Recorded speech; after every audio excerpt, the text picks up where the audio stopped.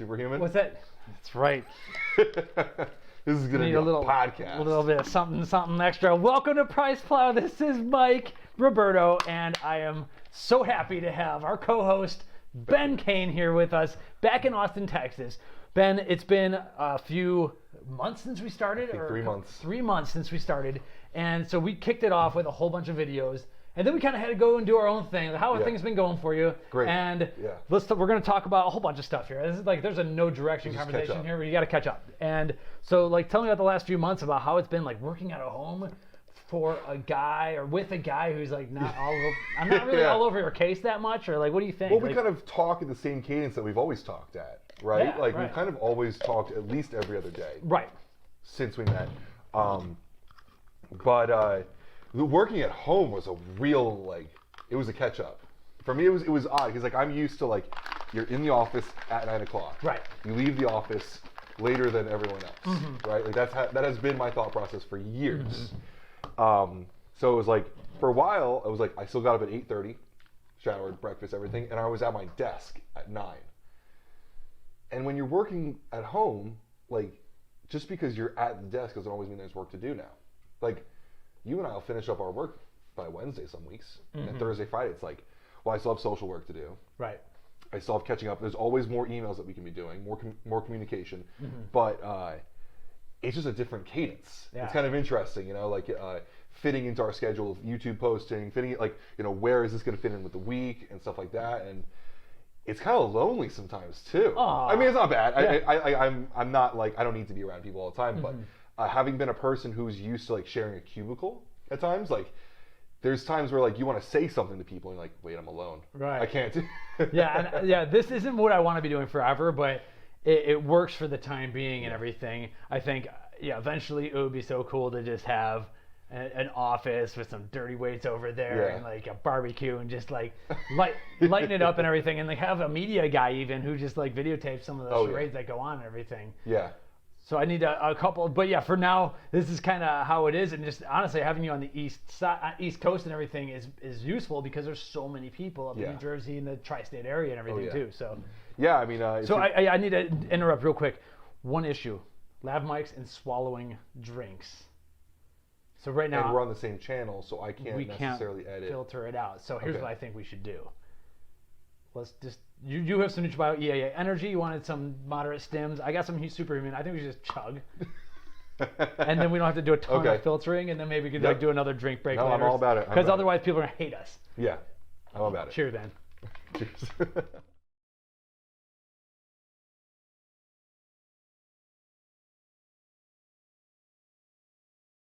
So you were part of creating that product, weren't you?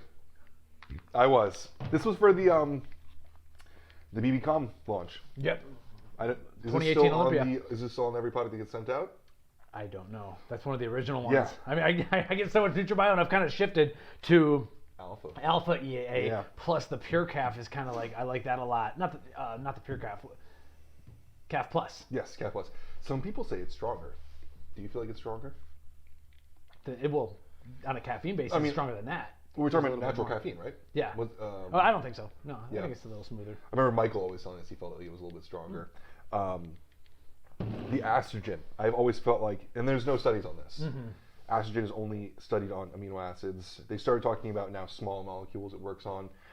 There's some other studies being done that I know about that aren't out yet, but I've always felt like it worked on caffeine for me. It made it a little 10%. You know, not like, this is not superhuman. Right. But a little bit more. Right. But I'm hearing some stuff like maybe like CBD, like maybe like just in general. It almost sounds like, and so NutraBio put out just this week. What's today's date? We should probably like announce. Today is July 16th, 2019. Yeah, just like I don't know when the email went out Monday or whatever.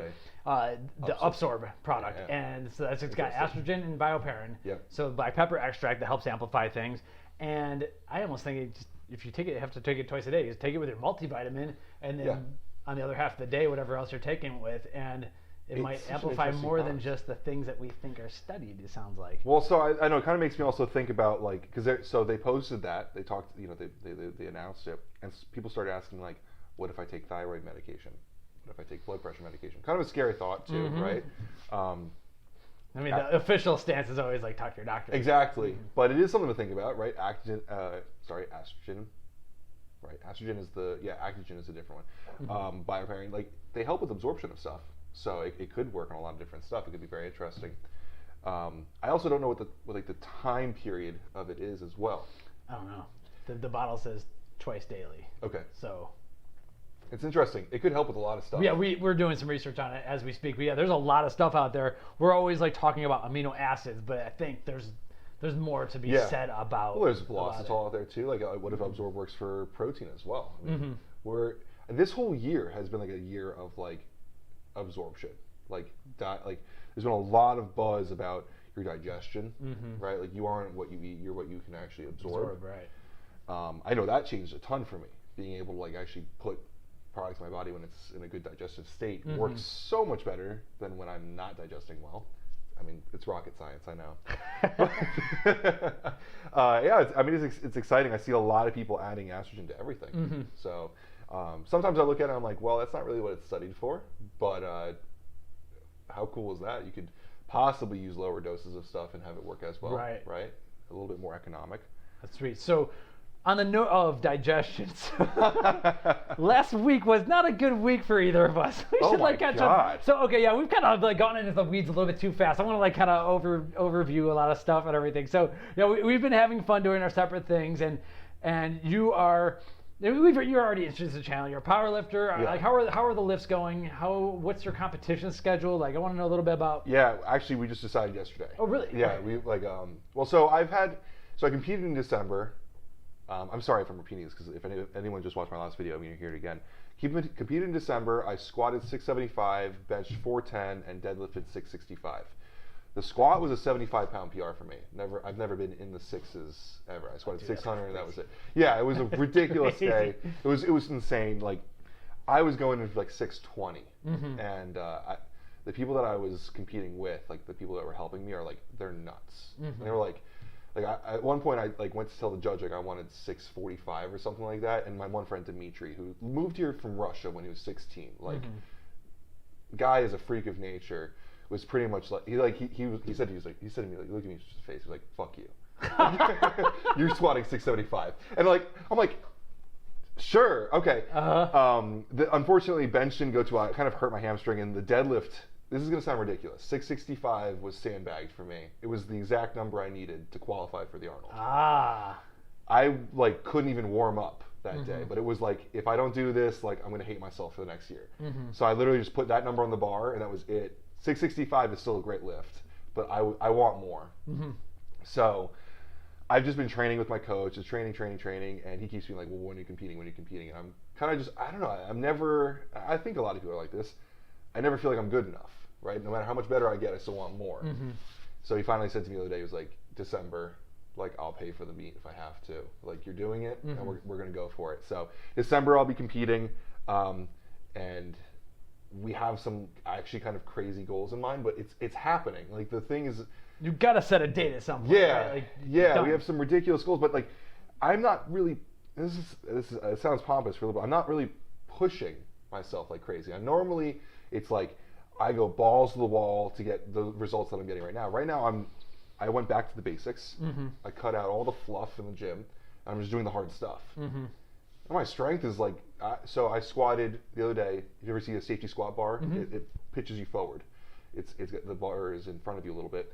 I had 520 pounds in the bar and 180 pounds in chain, which adds up to 700 pounds total for 2. And it was like, I did it, and it was like, I can't believe I just did that. And I went home. I sent the video to my coach, and he was like, why didn't you do more weight? I was like, that is such like a huge accomplishment. Did you make it look easy in the video, maybe, or? There was probably 10% more there. Okay. But it was like, so it's actually funny. One of the NutraBio athletes, Brandon Smitley, he has the all-time world record in the 132-pound weight class. He's this like just unit, this little just ball of muscle. He squatted 567 at 132 pounds. Like just it's stupid. It's ridiculous.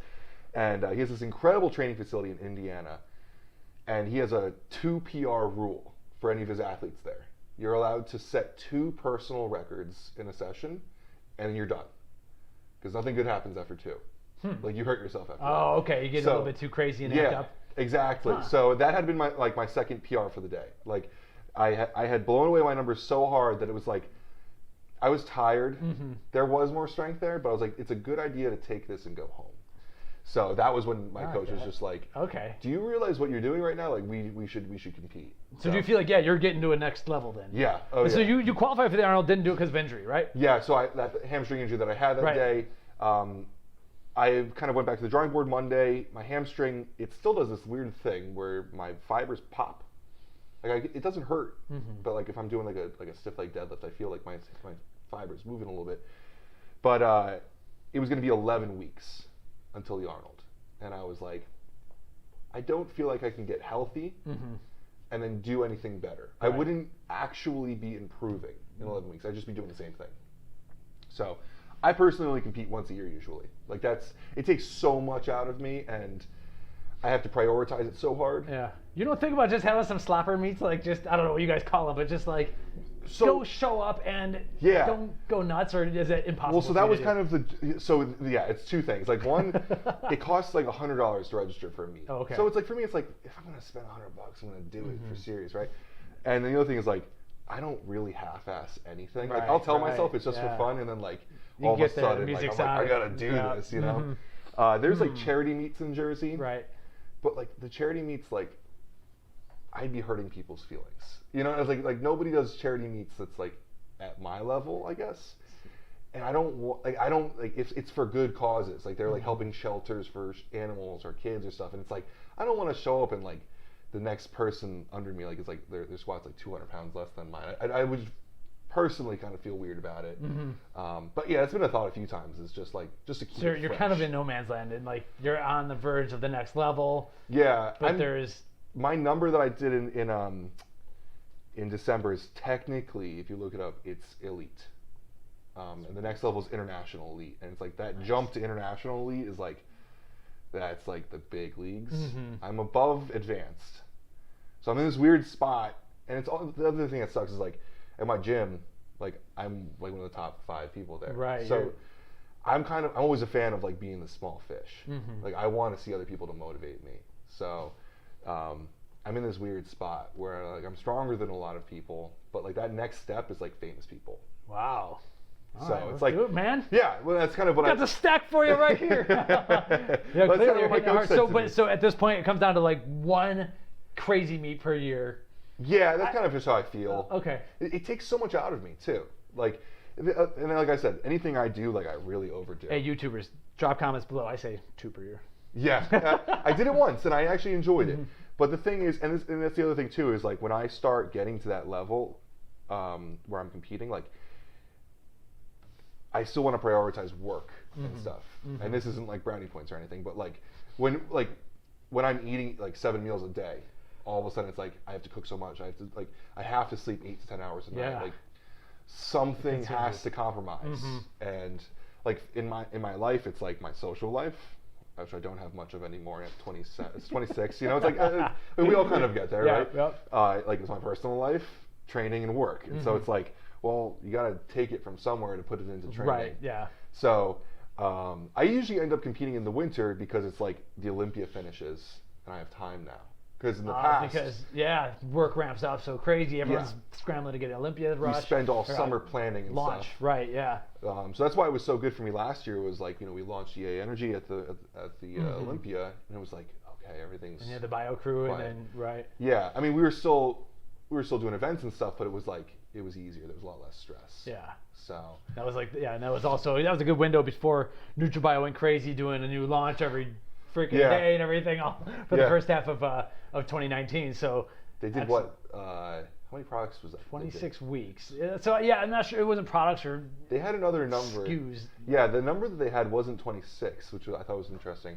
I wasn't following too closely for most of the time, but that was a big 6 months for them. Yeah, because they basically consumed like every Friday for a while and everything. So yeah. And we will do a couple of reviews together because it'll be kind of cool to do your perspective. We'll of course disclaim everything. Ben has worked. Yeah, alma mater. I like that. Someone said it to me. They were like, "Your alma mater," and I was like, "That's a nice way to put it." I do like that. Because it's kind of like where I was talking with bodybuilding.com the other day, and they were asking me like my background. They're like, "Did you go to school for like science or something?" I was like, Well, kind of, but also like I think of it as a mentorship with Mark Lazier. Like I learned so much. Right. I came in there because I had been such a book nerd and reading and researching so much, but like my time there taught me so much about the industry because it was like we had access to. I mean, no one ever sees manufacturing in other companies. That's true. You know, so we saw the bullshit. You know, like I was there. Define bullshit in this context. I was there when we found salmonella in the protein. Oh, you know what I mean? Like I was there like for tons of Mark stuff. must have been flipping the lid, huh? That was one of the ones that he like did a ridiculous rant at night that was just like epic, you know. So I mean, I was in the room for the Jim Stefani video. You know, like I was. I mean, they're doing great. Don't get me wrong now, but like that was like the what was it like? It's kind of like the ramping up of NutraBio. There were some pivotal moments. I don't want to call it the golden days because like it's not like it's bad now, but like that was like that was really when they were blowing up. Right. Yeah. There was some people who look at things from the outside, they think like things are a straight line. It never is. Like I've seen steps and stuff, and then sometimes they're just like a skyrockets up, and that was a skyrocket up. Just that video alone. And it's still fun to like check in on it and see how many thousands of views it has and everything. And it was like a smackdown, informative, correct. Like everything about it was just so awesome. I think it was like the 26th take too. Oh really? Oh yeah. Well we that was the whole point, was that it had to be a perfect rebuttal, but also you have to be providing value. This isn't like at the end of the day, this isn't for Jim Stefani, right? Like this is for the general masses of people to understand why. Right. And I think I think that changed a lot for the industry. Was like all of a sudden, I mean, you know how many like thousands of people now know to divide protein by the serving size, and it's like, okay, this is pretty cool, right? Yep. So we dispelled a lot, and kind of did it with style. Remember that pour out of the dairy creamer at the end of the video? Oh yeah. That was like some disrespect, but it was like warranted. It was warranted. So we had a lot of fun with that time. That was that was the same like pretty much season that GNC came on. That was a huge step for NutraBio. Because it's funny when you're. It was funny. Like NutraBio took a reverse trajectory where you were direct consumer for so long only, and then got into more and more stores. Whereas like, the model is often has gone in the opposite direction. A lot of people are like focusing on direct consumer now, and NutraBio still does that. But you can't imagine how annoying it is to constantly hear, yeah, but you're not in bodybuilding.com. Yeah, but you're not in GNC. Because that's like it's like a mark of authenticity, right? Like if you're so good, why aren't you in these major retailers?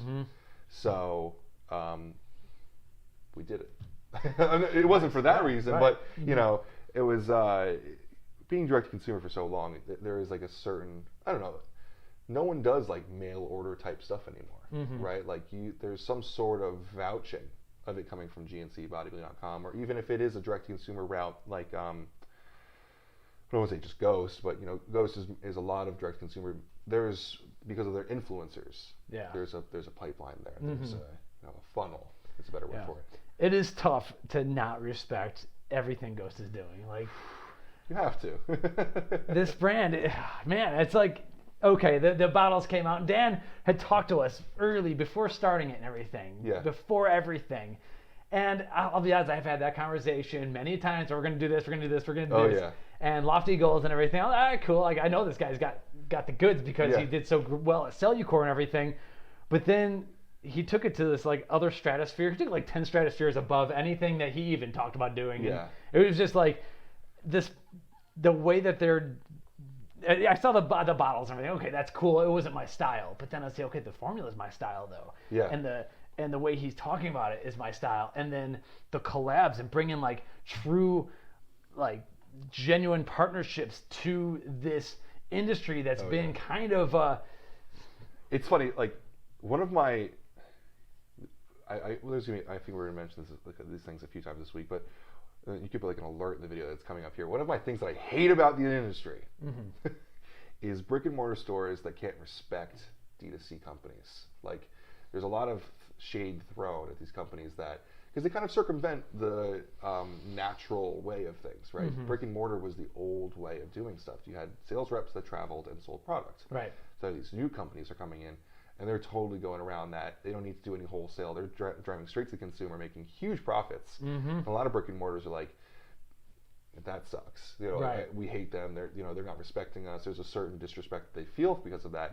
And even with Ghost, I saw someone the other day in the brick and mortar section taking advantage of that BOGO 50 plus the 15% off, so they can sell Chips Ahoy in their store. Oh, really? Yeah. Now you're not making very much money, but you're bringing customers in. Right.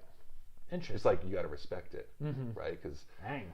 that's how big Ghost is. Yeah. And the cool thing about Ghost is they do all of it. I mean, we work with a lot of different brands, and there's always like one strong point about the brand, right? You got like transparency, or you got efficacy, or you got really cool branding, or you've got all this different stuff. But like Ghost kind of has all of it. Right. Like they don't really have any weak points. They got in the their story chains. too. Like they're pioneering a lot of that stuff too. So yeah, it's they kind of. I'll tell you what together. their weak points are that they can't keep shit in stock. Come on, Dan. So Dan's like, this launch was way bigger than we ever imagined. Like every launch has been bigger than you ever imagined. Like at some point you need to like. Hey, you need to actually like realize that you are bigger than you realize. Yeah. This thing is grown not out of your control, but like it's grown out of anyone's wildest dreams. Like, dude, go throw in an order for 80,000 units. Oh yeah. And it's gonna sell eventually. Like, I know that's a lot of money on inventory. I don't know all the books and everything, but obviously, like, the stuff's not gonna sit on a shelf. Well, it was funny because the last week of that Chips Ahoy launch, we didn't even get the blog post or something to get. Something was a little bit like we didn't get it on time. Right. And it was funny because I put up a story on Instagram, just kind of like, just like, hey, this is right now. Funny. We're like, hey, it took 9 minutes to sell this whole thing out. Congratulations, Dan. Congratulations on the Ghost team. And I was kicking myself afterwards because literally the second it posted and I tagged Dan, he FaceTimed me. And it was like one of those things where as he was calling me, I was like, I should probably screen record this because I know whatever it is, it's going to be good. Yeah. But I didn't want to like breach his trust or whatever. But from now on, I'm just that's what they do. Yeah, I'm gonna do it. So, like I literally answered. You know when things are off the record. Oh yeah. Just tell me, hey, this is being recorded. But it was funny because he just like, I answered it. He was like, "It's not a win, dude. This was an L. Like we were not planning for this. We were not planning for this." He called it an L just because they sold out that quickly. Well, yeah. They left money on the table. What is the L? Like for Ghost, the L is that he didn't get enough product in enough people's hands. I guess. I don't even think he's worried about the money. Like, yeah, we could have made $120,000 more dollars. It's not like that. It's more like it's never been about. Well, I mean, I'm of sure course at some it is, point but there is. But for Dan, it's always about the legacy. Okay. Right? Which I love. Legends. Yeah, because I don't know. That's how I've always felt about things when I was behind a brand. It was like, I just wanted to be remembered, right? Like I want people. We're good. Yep. I just wanted to leave a lasting impression on people. I think that I get that from kind of Gary Vee's like offer of value. Giving value instead of like a transaction is always going to be more important. And I'll put it out there. I know how many were in that Guzman drop, right? Like I don't know how many people actually know that, but that was a huge controversy that Ghost might just put 2,000 bottles out there. So of course it sold out in 20 minutes. Right. It's not. No. But I know, and the cool thing with Dan is like he like keeps telling me like, at some point we're going to do this as a case study. We're going to put it out there. I don't know if you noticed, but Gymshark did that.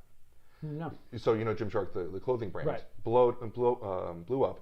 They worked with Shopify to actually put out a case study of the growth of Gymshark, and Shopify uses it as like an example of how to use Shopify well, which is pretty cool. So it'd be really interesting because Ghost, to me, in some ways is kind of like an interesting blueprint for other people because you can watch their Behind the Brands series. There was an awesome episode where they went down to all the financials of doing the Olympia. I mean, didn't see that. Yeah, it was one of the first ones. It was like the third or fourth video the first year.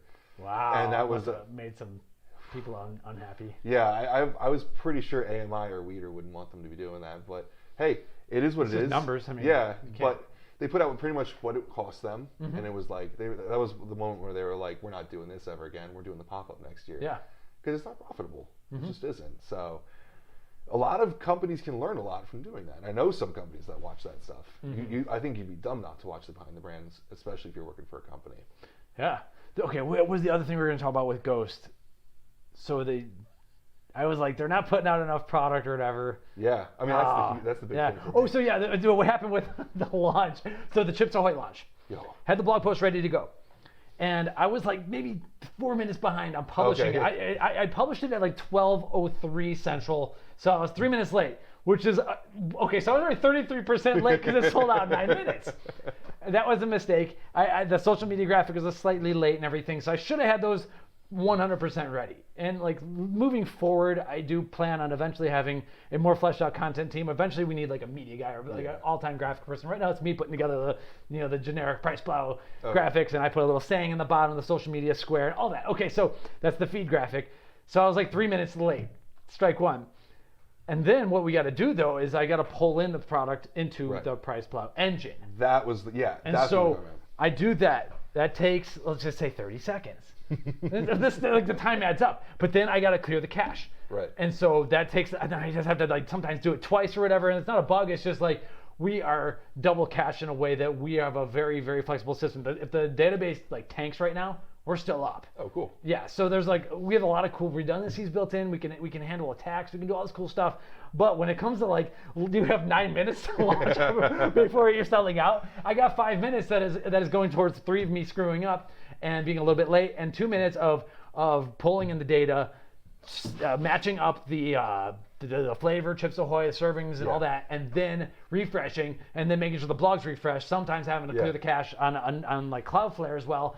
And so by that time, okay, we're like 6 minutes, and then at that point, I didn't have the blog, the social media post written. So I'm doing this, but I'm doing Twitter differently than Facebook. You're not supposed to copy and paste the same thing. It's mostly the same thing I say, but I could do a link in Facebook, I could do a link in Twitter.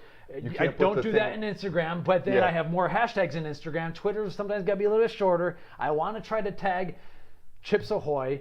Turns out Nabisco, I was also trying to tag. They don't even have an Instagram. Yeah. So I'm like going down these stupid rabbit holes. At that point, shit sold out. Like, oh my God. Yeah, we're now so then I have to refresh it. I was like, sold out. So you have a blog post that's pointing to literally nowhere. And GNC didn't yet have it in stock. Right. So it was at some stores at GNC, but it wasn't in stock at GNC.com. Right. So I had nowhere.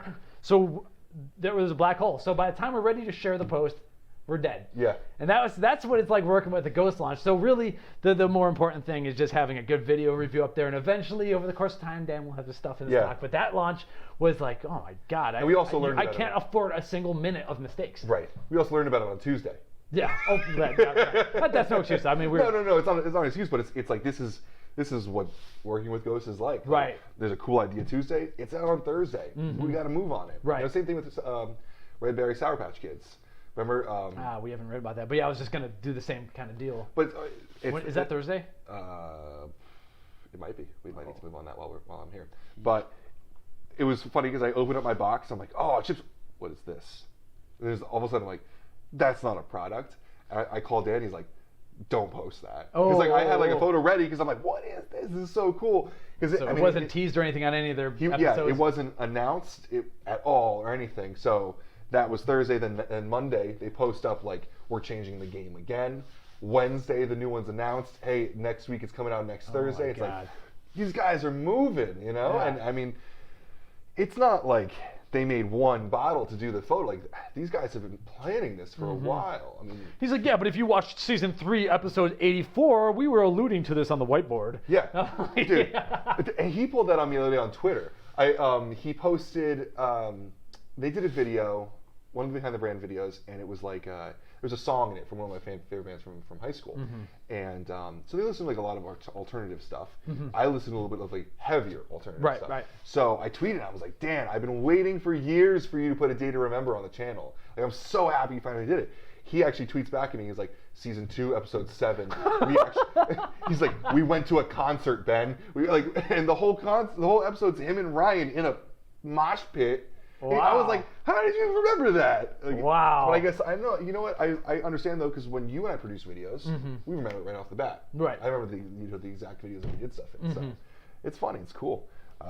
It's a blast working with them. I mean, each company has their own fun part of working with them. You know, it's like with Alpha Line, like you never know if they're gonna be like partying in Colombia and answering the emails. They're always like doing something cool out there. Each company has their own little thing. Mfit. And sometimes, talking to the guys behind these brands, you start following their personal Instagrams, and it's almost like we sometimes tag them as well.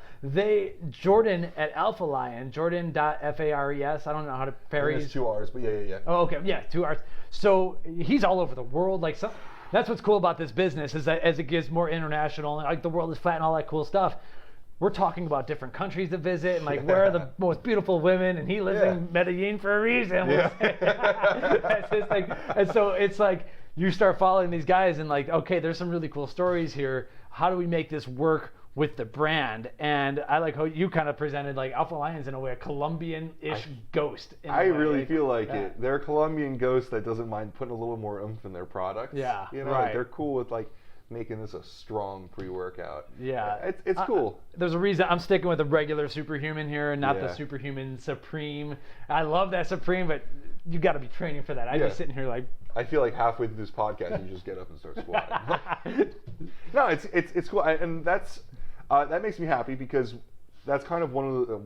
It's funny. I did a live the other day with the Lift Box, and he asked me to give him. Worst, good, and best things in the industry. So like worst things, things you like, and then like the things you love. And one of the things that I put under worst was like copycat or Me Too brands, or you know, and because it's like, well, look, like while I do look at Alpha Lion as like a Colombian ghost, like it's by no means a copy. And we know we've seen a lot of copy type stuff come out there. There's a lot.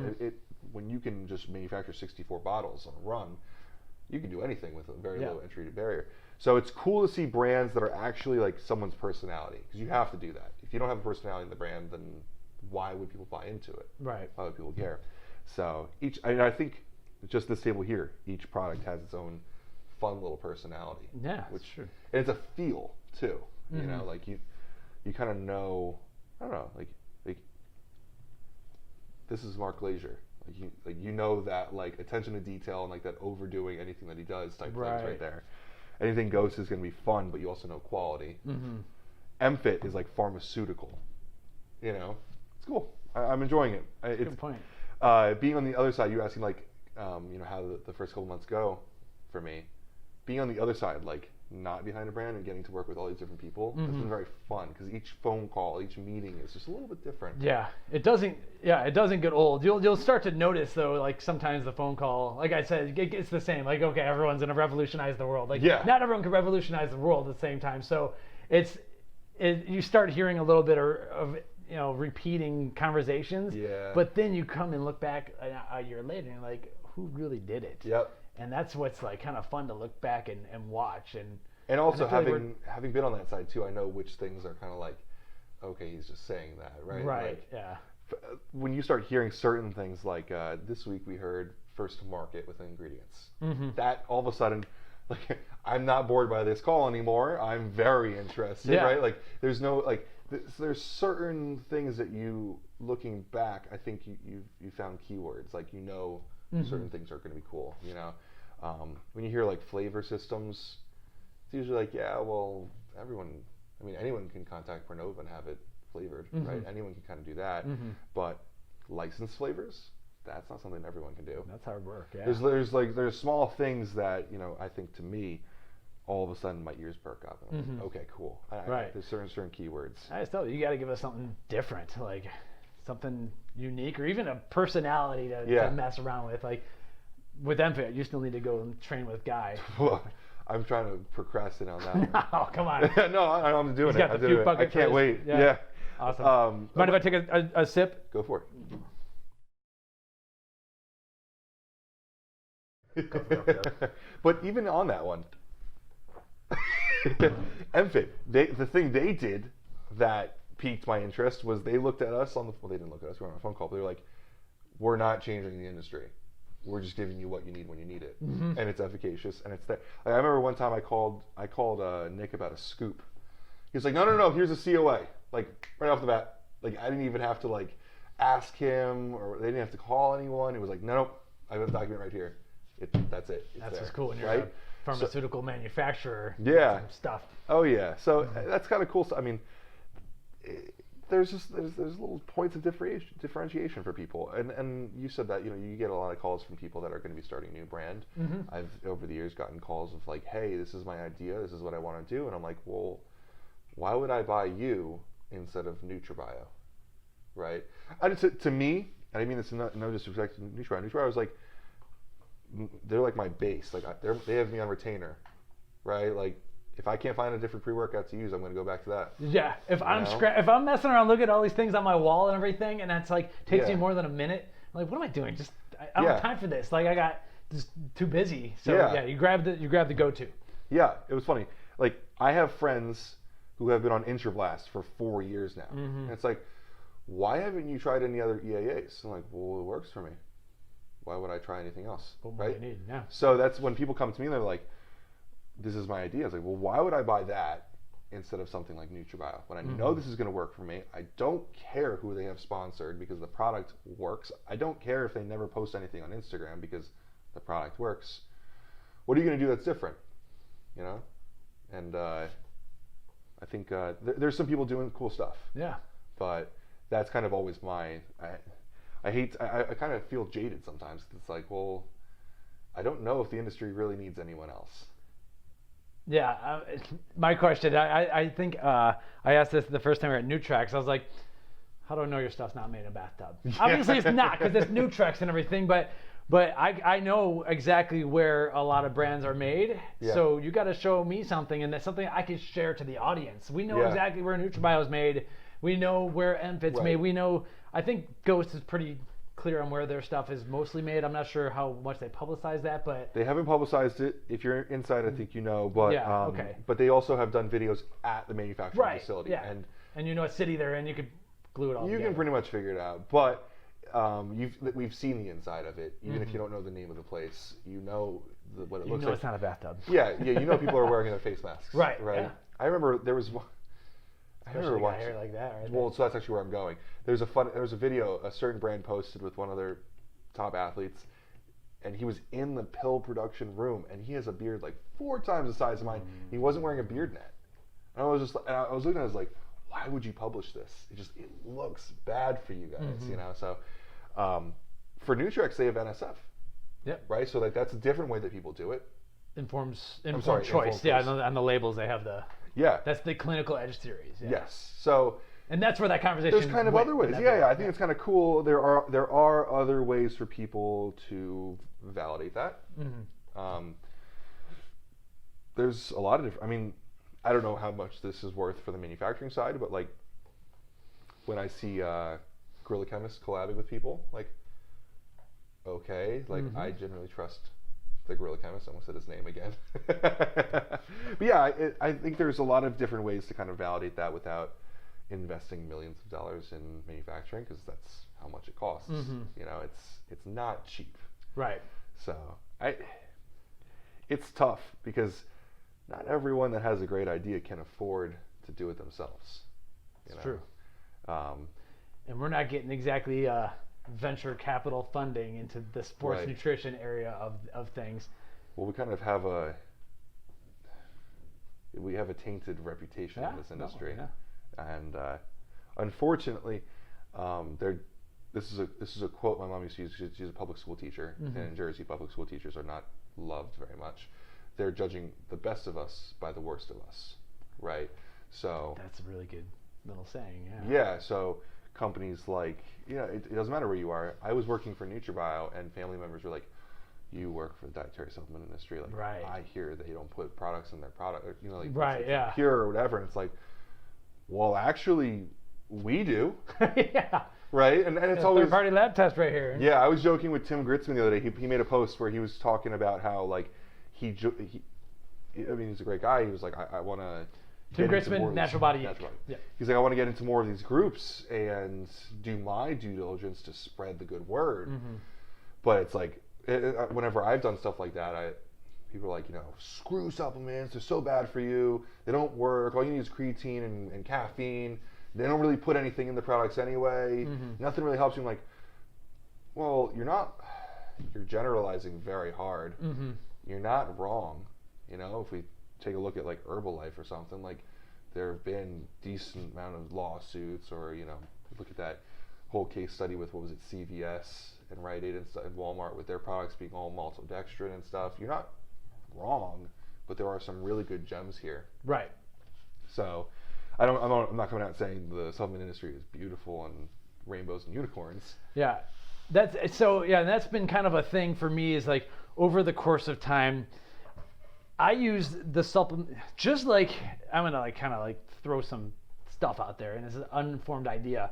Just like supplements are used to supplement your diet, but you don't need a ton. Like, if you're eating right, you don't need every last bit of protein powder or whatever.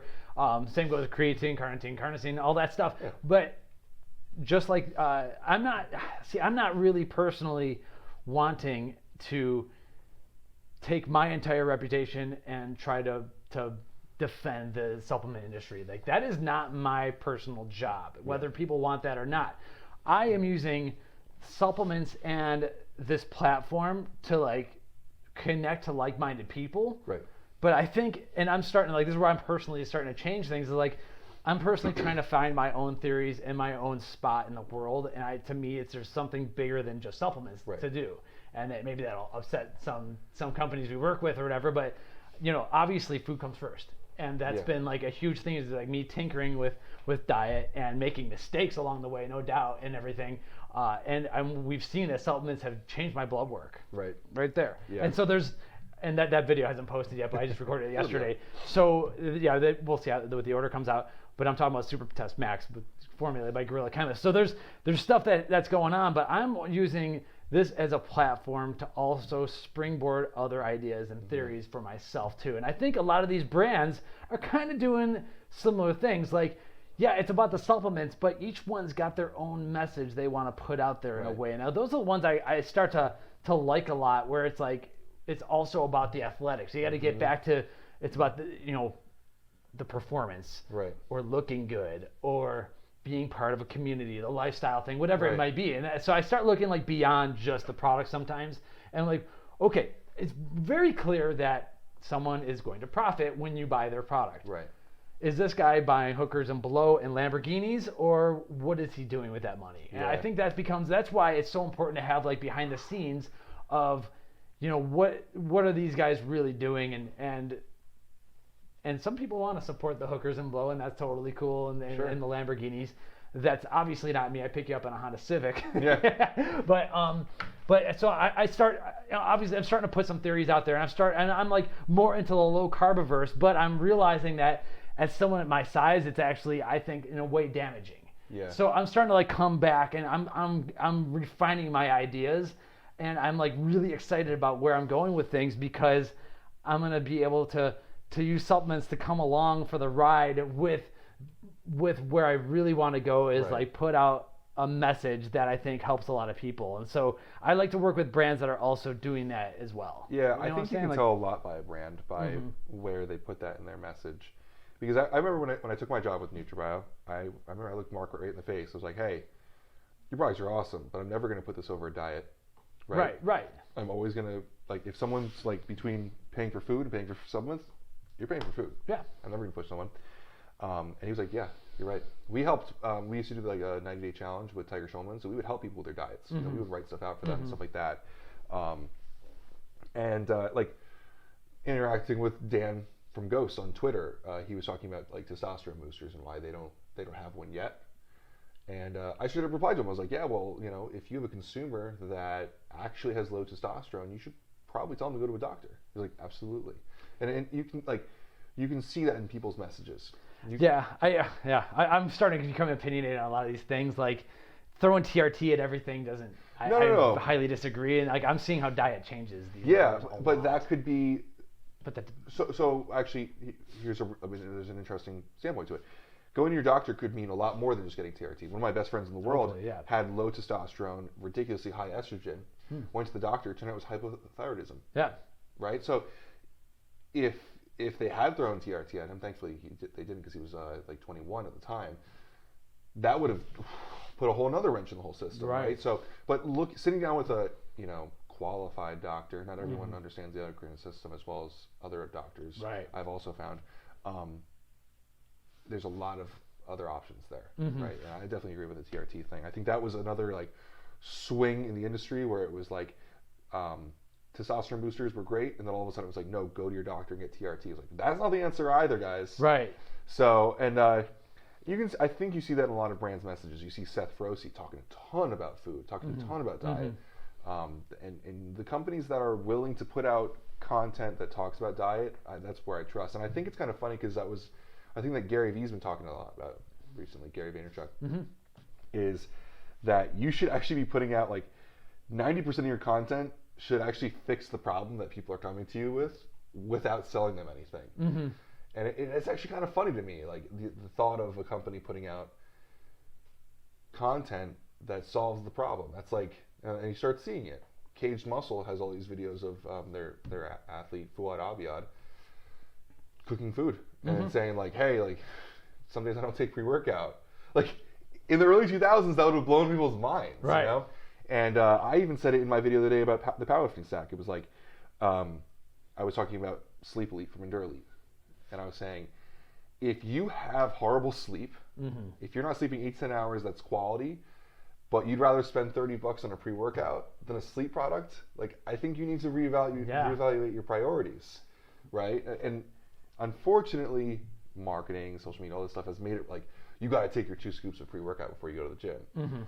But who cares if you're even recovering from the workout that you then have, right? So I obviously like healthy is coming back to being sexy. There's companies like Revive MD and stuff that are like putting out healthy products, but like that edgy thing is always going to be at the forefront, unfortunately. So yeah, I totally agree. I think I spent like 9 months last year not taking many supplements and eating really, really well. You're not allowed to say that, Ben. Well, that's but that's what led me to this point where I took it all out. I ate really, really well, and then from there I added in things, right? And it was like, wait a second. That's a type of like that's almost like a type of elimination diet. Yeah. Well, it was like now I know what's actually working for me, right? Like at that point, that's when I started my trials with Supercarb, where I got up to like 200 grams of carbs during a workout. Dang. And it was like, it's expensive. Yeah, it was, but it was like kind of a test, right? Like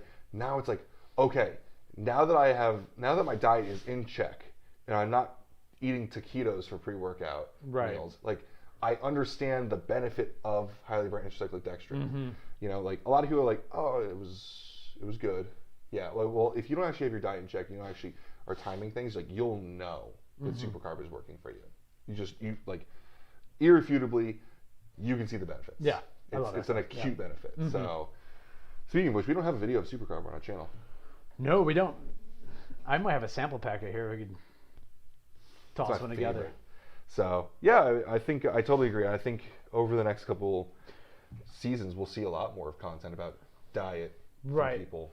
Yeah, and that's obviously where I've been wanting to go with, and I'm like more than open to share my blood work and everything. And so I think it's funny because you can see how going too extreme in one direction or the other, carnivore to vegan, the truth is always somewhere in the middle. And I can throw off my blood work. I'm not even experienced this, and I already know how to fuck up my blood work like there's no other. So it's really exciting because I think where my body works best is where I feel best. And I've gone a little bit too far in the low carb route where, okay, I'm sub 15% body fat. I don't need to do that anymore. Right. And my blood work actually shows it. I'm mobilizing too much cholesterol because I don't have enough fat to like mobilize itself. I'm not I'm not even like bodybuilder level low fat, but basically my LDL levels are going high for a reason. Interesting. Okay. So the answer is either no, I'm not going to take a statin. The answer is to actually periodize carbohydrate with the workout. Yes. So I was testing like different strategies, and I like the more I think about it, the more I realize I need to do more carbohydrate during workout until I spill over, and then I'm like all crappy. Because I think like what I could do is I do like being in ketosis the most of the time. I get more focused. It feels good. Yes. Joints don't hurt. Like yada yada yada. Tons of benefits. I do not believe, and a lot of the carnivore and keto dieters be pissed off. I don't think you can put on reasonable amounts of muscle while in that state. No, I think and so it's too catabolic of a state, and it's great for an obese person who needs to lose weight because carbing up all day long, you're not gonna. I just do not feel that you're gonna lose Right. an appreciable amount of weight in the amount of time it's gonna take you before you go nuts and cheat. The way to defeat, I'm seeing how to defeat that, but what works, and so I'm so interested in the problems at hand, or the diabetes epidemic, but that's not my personal problem. So it's like, how can I kind of, like, I want to make content for that, but it's like, that's not my problem right now. My problem is actually, I need to go on a periodized carb bulk, but I still want to keep the ketones floating around. So I'm going to be seeing how many carbs can I slam before and during a workout. Got to have intense training, otherwise it's trouble. And then I want to see how soon I can get back to ketone making, so that I'm like I don't want to be too on the roller coaster, because I hate the carb roller coaster. My stance has always been know why you're doing what you're doing. Right. That's kind of always been huge for me. It's like when you take the motorcycle safety course, you have to be able to do all of the maneuvers slow, because if you're doing it fast, you can kind of just like throw things together. But if you can do it slow with control, it's a different game. So it's like, yeah, you lost 20 pounds. You completely removed an entire macronutrient from your diet. Like, you were in a caloric deficit for 12 weeks. Like, you definitely, like, I understand. As a whole, I generally don't agree with removing an entire macronutrient. Like, your body can benefit from it. And I think that if you have the self-control and the discipline, I think you can utilize it well. But for some people, it's easiest just to remove it. Yeah, the more I see it, the more I believe that there is a very, very addictive component to carbohydrate. Oh, yeah. And my thing is that I believe that I can control that. Oh, yeah. At least to a degree. I've gone off the rails just like everyone else, but I don't stay off the rails. Right. Because I feel bad. But there's people who go so off the rails that they should probably not mess around with too much carbohydrate. That's not me, but I'd like to talk about that. Well, I had that happen to me 2 weeks ago. Like, I was... Dude, I was so good for like 3 weeks straight. All I was eating was white rice, and like breakfast I had like shredded wheat type stuff. Like, I was really good, and when I'm in that discipline like track, I'm good. And then one day I had like ridiculously heavy squats, and it was like, I got to get something else in my body. So I had pancakes for breakfast, and it was funny because I showed up to IHOP. What's up? You told me about this day, yeah. I was just want to put it on camera. I showed up to IHOP, and it was like, I don't even want to eat this. Like, looking at it, like, I had like churro pancakes.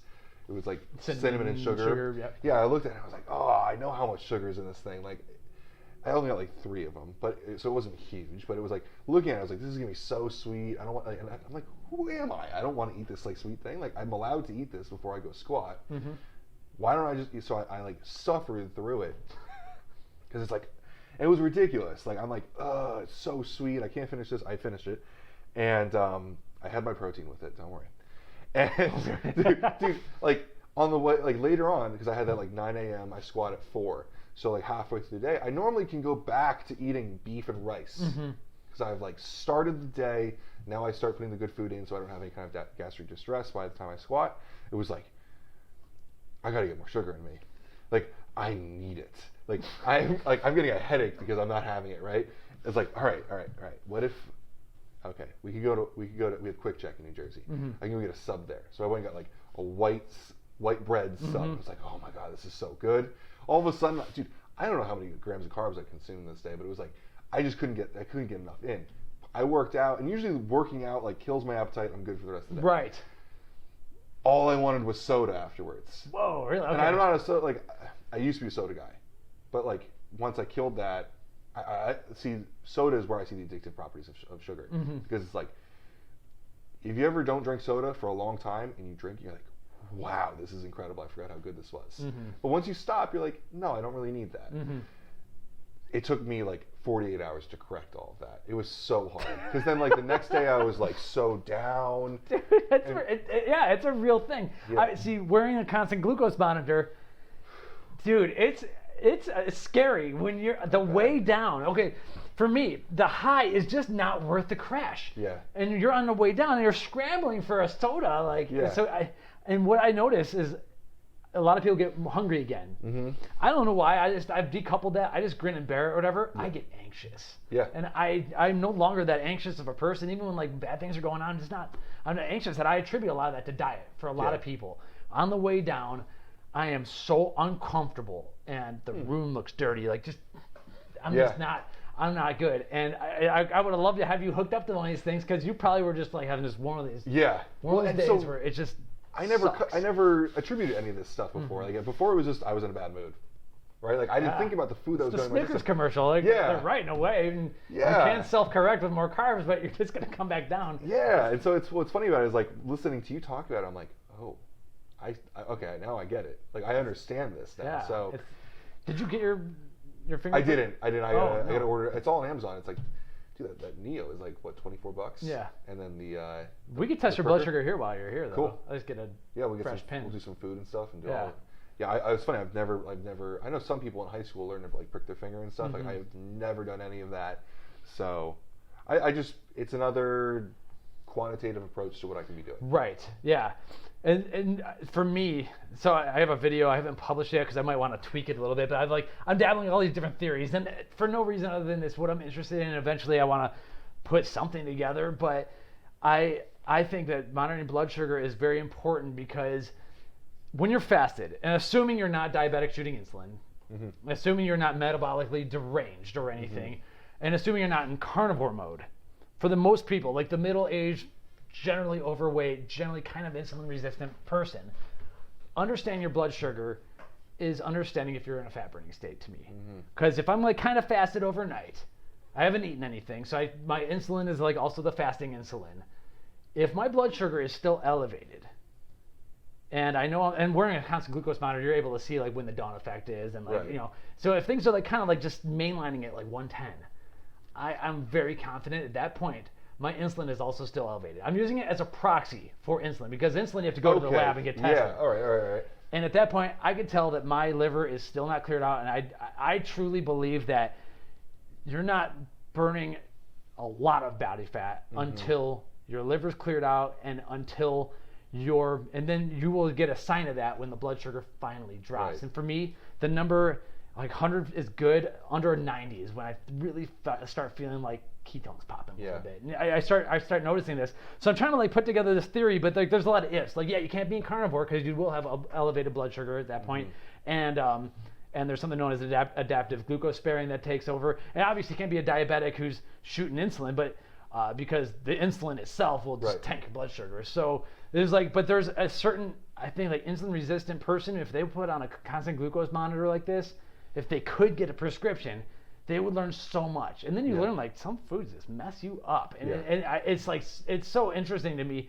But at the same time, when you're well behaved on it, it's the most boring thing ever. It's like, my blood sugar is between 90 and 100. Like you almost need to, when I put it on, I need to be ready to like carb up and screw off a little bit. And the last time I wore it, I wasn't doing enough of that. And I almost wasted a sensor just because the experiments weren't good enough. But I do love it. And so I'm trying to correlate like fat burning with blood sugar, and it's not always going to work. But for a lot of people, I think there's a connection there.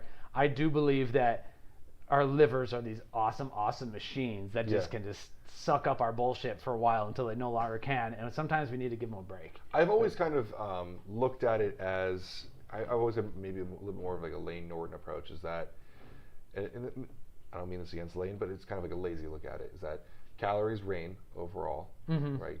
The calorie balance, but that insulin side of it is like, how much do you want to optimize this? Right. Like, yeah, you could probably lose weight eating Pop-Tarts all day, but it'd be a lot easier if you used more efficient carbohydrates, right? And you can feel it's a little more satiating than all that stuff. I'm kind of interested. And this is what I'm actually probably going to do with the blood monitor or the testing, is the opposite direction. Because for myself, I top out around like 265. I start having a really hard time. Pounds? Okay. Yeah, like I am stuffing my face at 265, and my body. Now each year when I get to that 265, I'm in a better condition. This year I was 265 with like I had abs. They were not striated or anything, but they were there. I'm getting, it's like no matter how much. That's not true. I'm sure I could push more food. It's always possible, but the amount of food that I need to get over that hump is so insane. But I want to know what my glucose looks like at that point. I want to know is there a way I could be doing this better? I would love to know, because you're kind of talking about getting in that fat burning zone.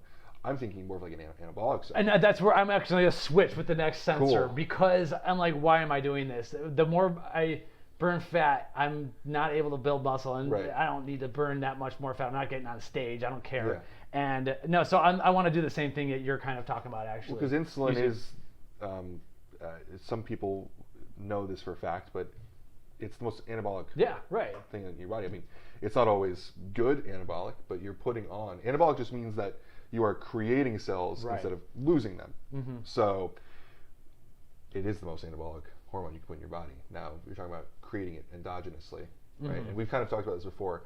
I personally, this is going to be a bit controversial, think that like that post-workout gummy bear type thing is way overhyped. I don't think your body creates quite enough insulin. I think that was a myth brought on by bodybuilders that were doing their own pharmacy type things. Their own pharmacy type. Yeah. I think that I don't know. I personally would much rather eat like a full meal post workout. I've never felt like, and I've done like the sugar post workout thing. I feel like I just got fat. For me, it's so yeah. What I realized, and it was like during that oatmeal bananas experiment, which I kind of had to cut short because I was so sick of doing it. Yeah. And it was throwing off my entire day.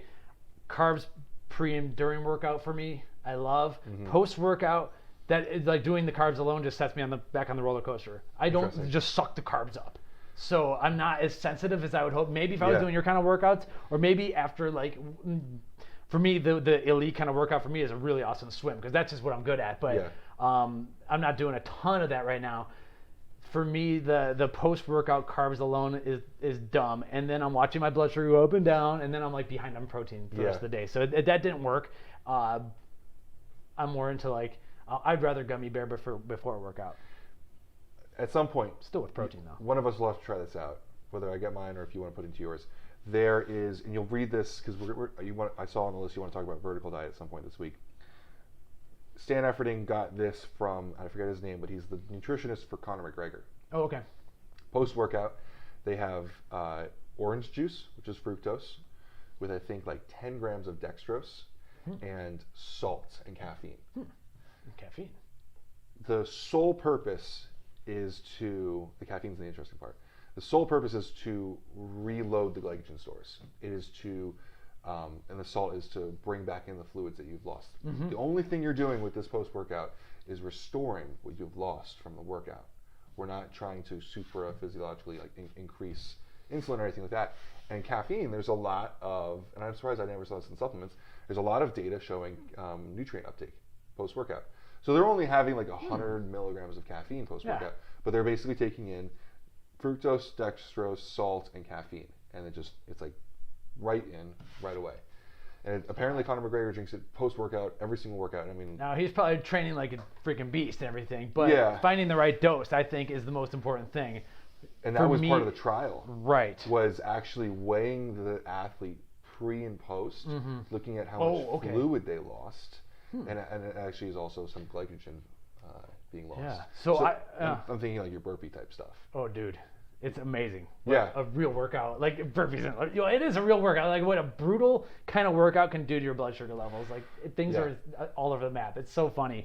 But then your slapdicks 3 sets of 10 workout, nothing. Yeah. Slow cardio on that thing, nothing. But like real deal, go and bust your ass. Yeah. Blood sugar is just like. That's why I don't that's another reason I really don't believe in the whole post-workout carbohydrate craze. Is like, I think we're kind of circle jerking ourselves as bodybuilders or powerlifters if we think that we're really expending all that much glycogen with 3 sets of 10. I do like 10 sets of 3. Like, the only reason I'm losing weight is because I'm in a warehouse gym where it's hot and like actually sweating. So yeah, another component to testing that is I have the Arboleaf scale. It's one of those impedance scales. Yeah. It actually is very, very, very consistent. Cool.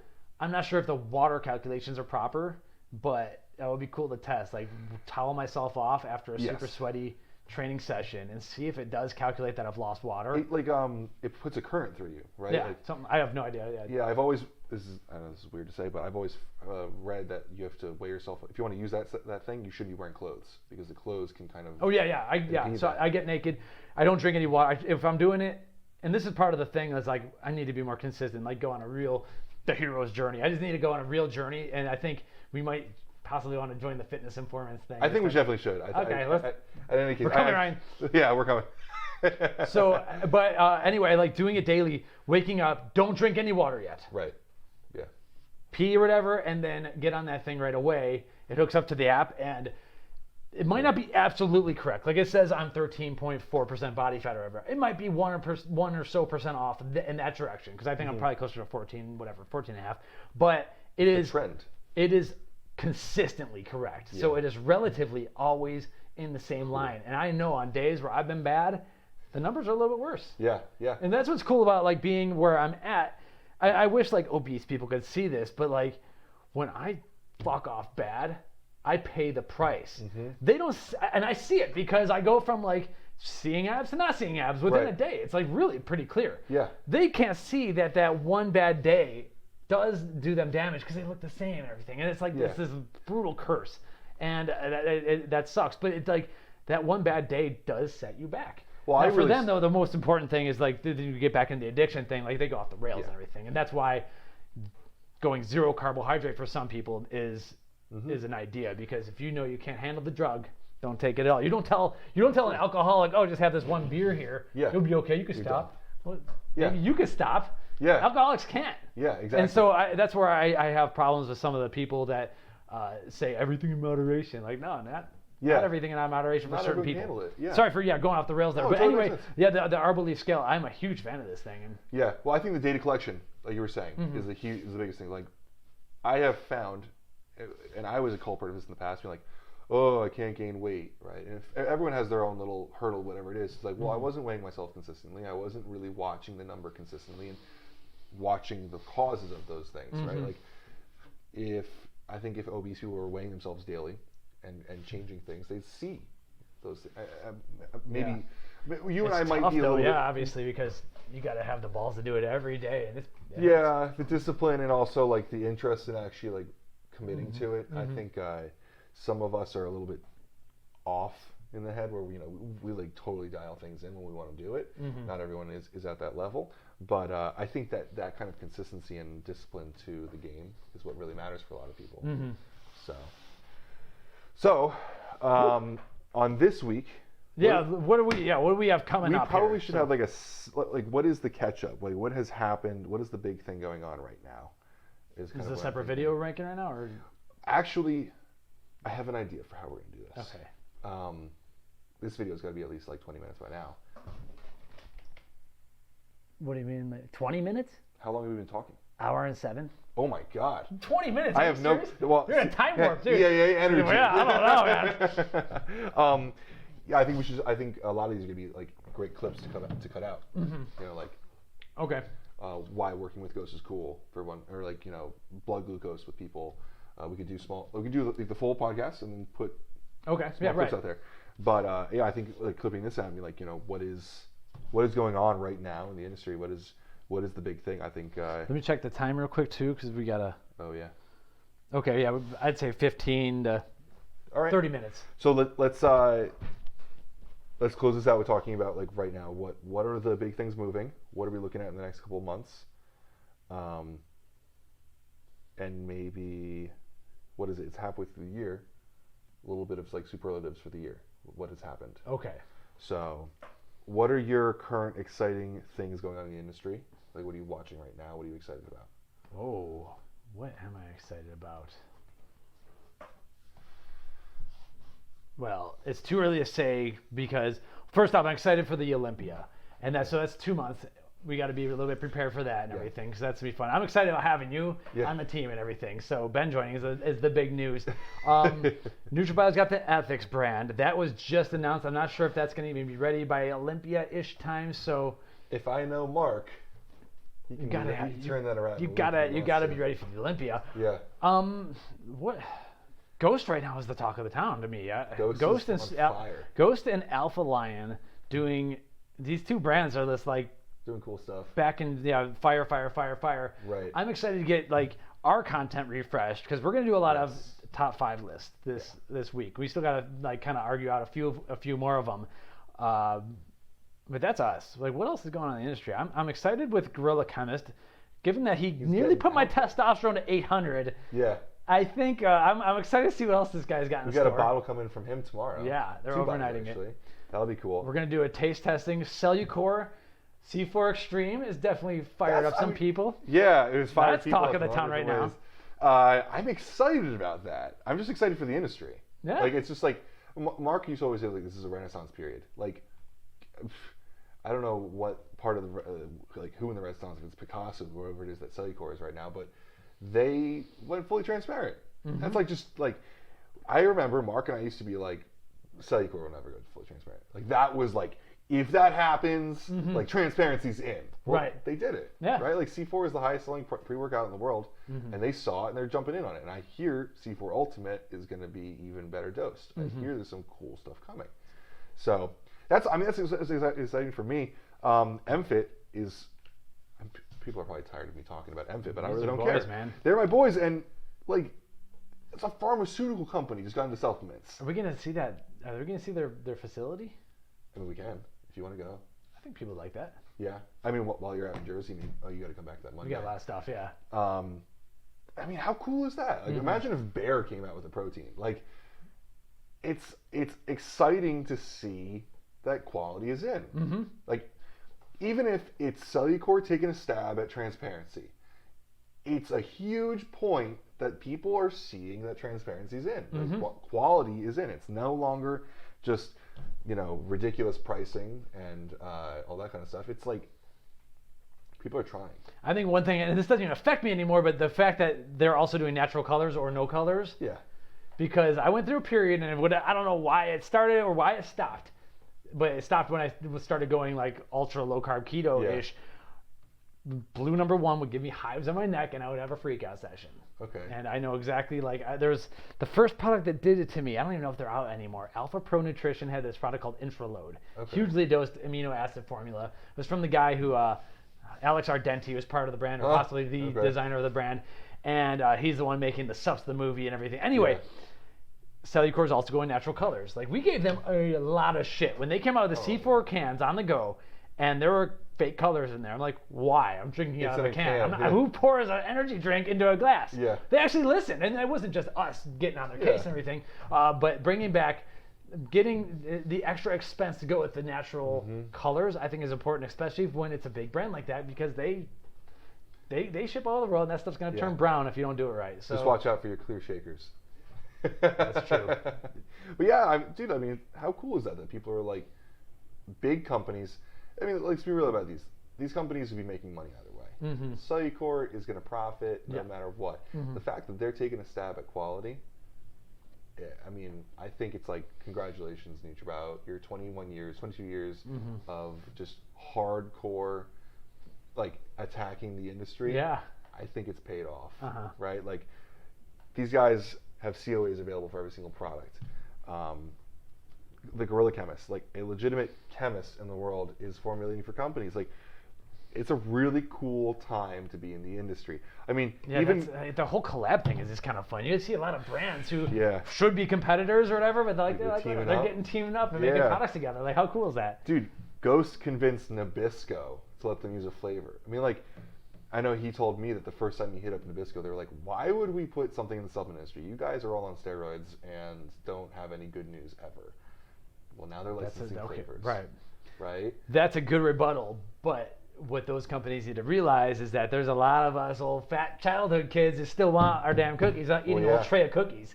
That's the solution. Everyone wins. That was what I talked about in the Chips Ahoy video, is that these guys are offering well, I mean, that's kind of the truth of it, is that if you're an IIFYM guy, you're probably in that crowd of those aesthetics kids and probably into Ghost. So you understand that while you want Chips Ahoy, you still need your protein. And like, Chips Ahoy is definitely one of the higher calorie, high quality proteins in the market. Right? It's isolate, concentrate 80, and hydrolyzed. Or it's hydrolyzed. But I think it has like 3 or 4 grams of carbohydrates in there. I think it's 60. It might be. But people that are followers of Ghost understand how to fit 6 grams of carbs. Right. Yeah. Right. Right. So what an interesting time it is that both the consumers and the companies are educated and informed on how to use these, how to be flexible with it. I mean, flexible dieting's in now. You know, people are competing in bodybuilding naturally and eating Pop-Tarts post-workout. Yeah. You know, I don't agree about that when prescribing a diet to someone who really wants to lose weight and can't handle themselves. Yeah. But yeah, obviously it works if you can monitor like a hog, at least for a few months and everything. Yeah. I am not into I'm not into some of those ingredients, obviously. Yeah, I hate the seed oils and all that. But if I have I don't know if you ever have like a really horrible craving or anything. Like if I have to do something like that, if I'm in a position in my training where I do not mind having a little bit of a different food source, post-workout, I'll do, I'll go a little bit off the rails a little bit. Yeah. It kind of works for me. I mean, I'm recovering, right? I still like pre-workout. Yeah, right. Yeah. What I've found is that the workout resets my metabolism, like in a way where if I'm in a not workout day or a post-workout day, if I have like sweeteners, right, I'm on sweeteners the rest of the day. But if I do sweetener-based pre-workout and then I hit it hard, I can just have the steak and eggs afterwards and all that, and like a regular sweet potato or something, and then I don't crave sweet anymore. Like it's like a reset button in a way. I don't know. But anyway, so yeah, I still like the junk pre-workout, but you being a competitive powerlifter, you might not be. It might jack up your stomach a little bit too much if you're having a tray of Chips Ahoy before a workout. Yeah, absolutely. Yeah, that was actually funny. The other day, I actually posted for our stories for our stack for the day. I had 10 sets of 3 on squats. It's like, this is going to be a lot of time. My stomach's going to be churning. So I'm not trying to drink a 28-gram pre-workout from NutraBio. I'm not even trying to drink, like, I love the Guzman pre-workout, but that is too much powder and liquid to have in my stomach. So I went with Legend, which is a lighter, it still has a great blend, but a little bit lighter on the amount of liquid and powder that I'm putting in my stomach, just because I don't want it to come back up. Ghost Legend or the Ghost Legend. Okay. The standard. I was going to say Jay Cutler's pre might be a decent one. That would be another one I would look at, absolutely. I just happened to be the time I think that was the day that I got the Sour Patch Kids. So it was also another reason to try it out. Sure. Jay Cutler did an awesome job with his. It's very light, and that could have been a little bit of inspiration. Why? Because Jay trained with such incredible intensity and volume that you don't want that stuff coming back up. No. That's not a fun time. So, yeah, that was happy for me. For you, I'll let you go first. It's now been 6 months, 7 months in the year. Who had the best first 6 months? I think we always have the best 6 months because we get to review everyone. But if you had to pick one company, who had the best first 6 months of the year? I gotta go to NutraBio just because he did so much.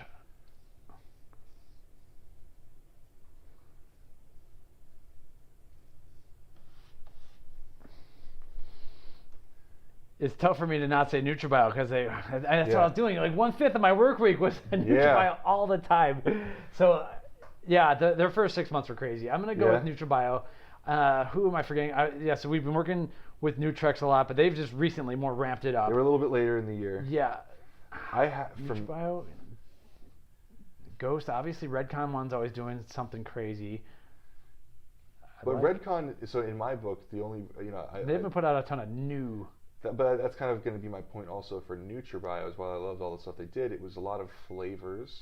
And single ingredient stuff. So while I value that, I love it. That's true. Alpha EAA was by far my favorite new supplement of the year, I would say so far. Yeah, but Ghost with the Guzman pre-workout, they get a little thing on their hands because that Ghost product is so good. I'll have to reference the tweet for the video, but Dan actually took inventory of like their launches for the year the other day on Twitter, and it was funny. Like they kind of came under the radar a little bit with their stuff. They had a lot of launches this year. I personally have to. It's going to be hard, so I have to like split it. It's either Ghost or just because they launched, picked up, and moved their shit was Mfit. Like they launched in March. That was a launch, yeah. Yeah, they launched in March. It was 3 months into it, and it's like all of a sudden they're like killing it at Bullfrog Nutrition in Columbus. They're at Natural Body. Like within the first 3 months, they're in the nutrition corners down with Doug. And they've got 2 top Olympia pros that are like passionate about the brand. I mean, we were talking about like straight line, like rocket ship type stuff. I was kind of like relating with Nick about it off camera. Like I've been there where like all of a sudden there's tons of orders coming through. It's like, you got to catch up. It's hard sometimes. I can only imagine what that must have been like for them, is like running production to keep up with all the orders. Now, I guess how long did it take to ramp up? Because obviously you can put out 6 products out at the same time if you've been working on them for a year. It's going to be tough to keep momentum going with more stuff. Whereas Ghost, they already had stuff and they had to keep putting out more stuff, and they like made a ton of noise. I think part of the under the radar is like some of it was vegan, and we kind of ignored that. But I'm not against trying some vegan stuff or anything. We're going to do that. But the thing about Ghost is also they were just like steady. Yeah. Right. They didn't.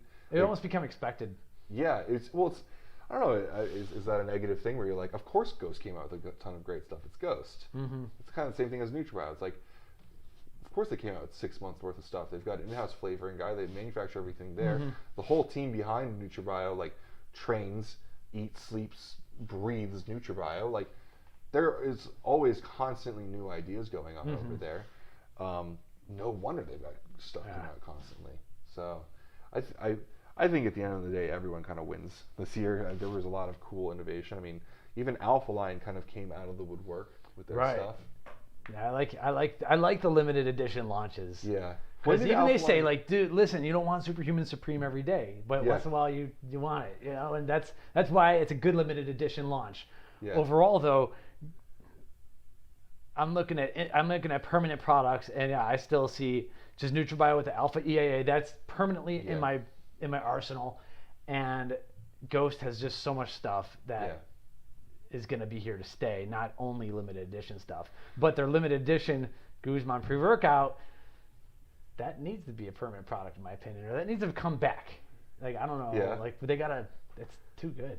I fix a little bit of the clumpy issues. It's not even clumpy. It's just. Well, I've heard there's a stability testing going on about Guzman right now. Oh, okay.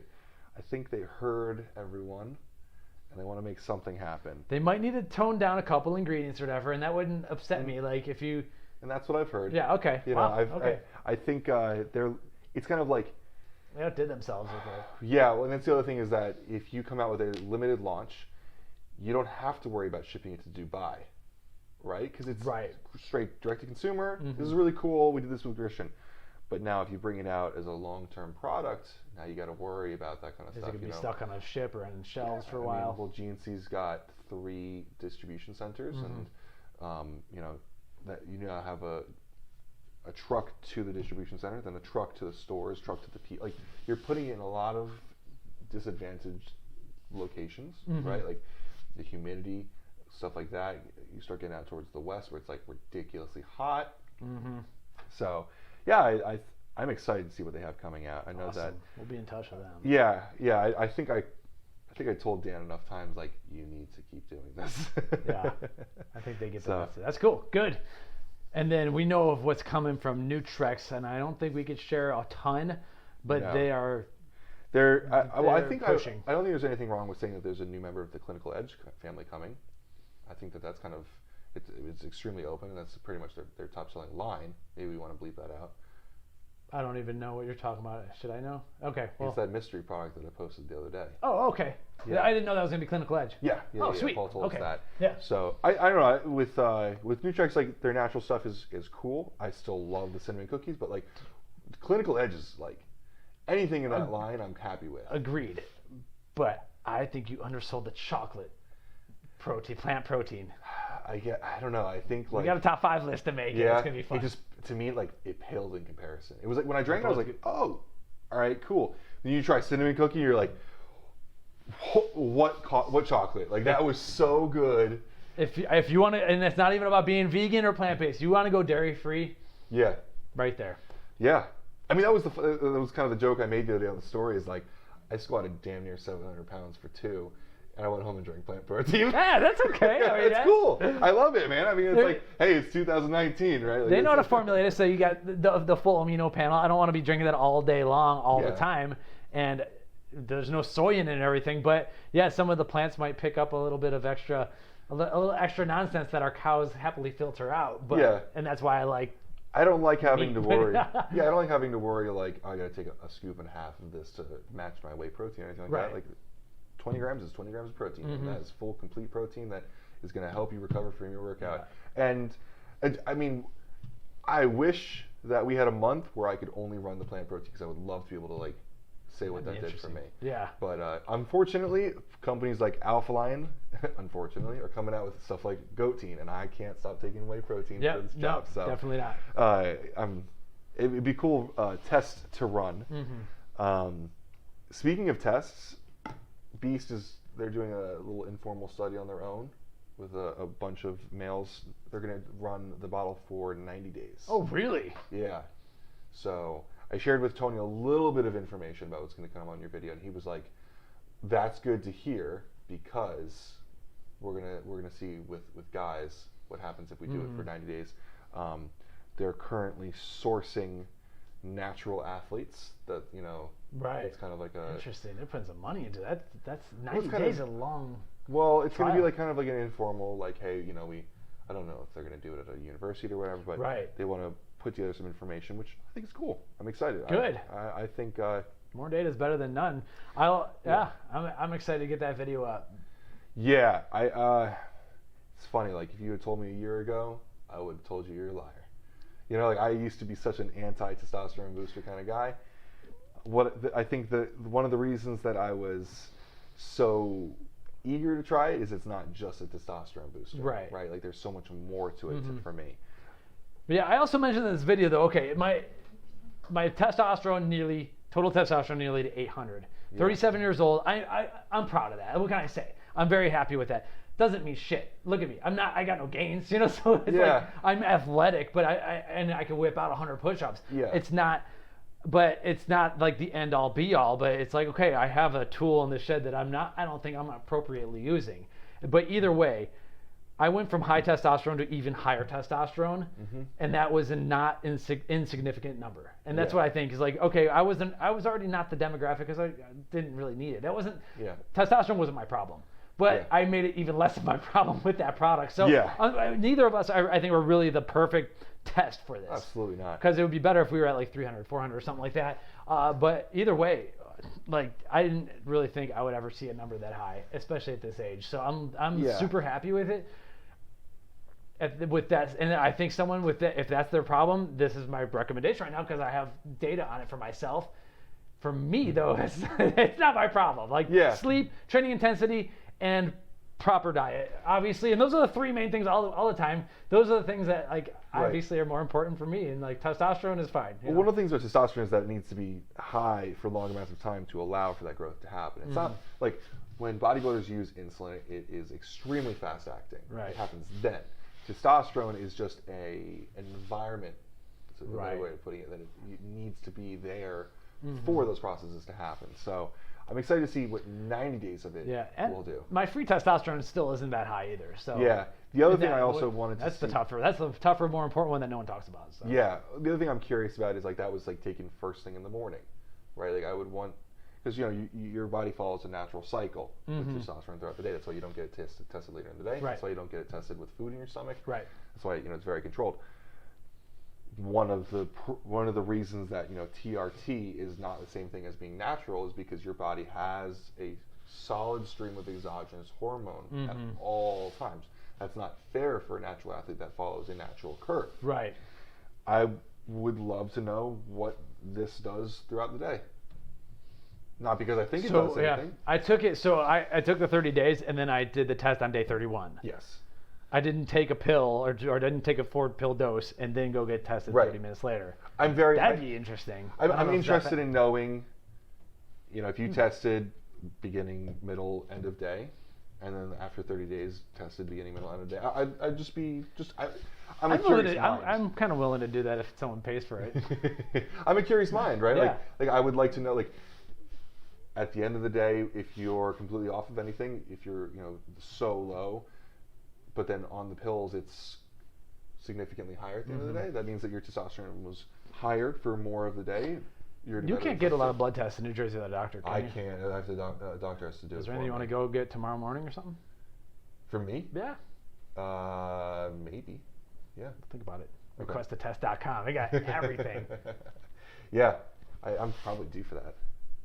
It'll be interesting. All right, cool. Let's talk about it. We got to close it up. Is there anything else? Yeah. So we got a lot of top We 5 got a lot of videos stuff coming. on. We got a lot of reviews. We got taste testings. We're going to get all the Cellucor C4 Extreme flavors, hopefully. Yeah. And so try to be the first video on that taste testing, everything. We got a lot of stims to do this week. Yeah. And we're going to do some protein. I think we got a vegan showdown to do. We got a too. vegan showdown. I don't have any. That's going to be a lot of your talking points, though. Yeah. Did you bring any stuff? I didn't. Cause Okay. Pretty much you had everything. Anything that we needed to do, I had shipped here anyway. I see. Okay. Was there something that you needed? That I don't have Ghost Vegan. Oh crap. Okay. Yeah. I could do that at home. That's not the worst thing. Okay. Well, anyway, yeah, we got a lot of. We might as well go down to stuff to GNC. cover. We might just have to do that. All right, cool. I'm going to close it down. So thanks for watching. Thanks for listening. And Ben, it's been a good. Let's start this week. Get it going on. And so yeah, we have a lot to do. Let's get ready. Yeah, we'll have some fun with it this week too. Boom.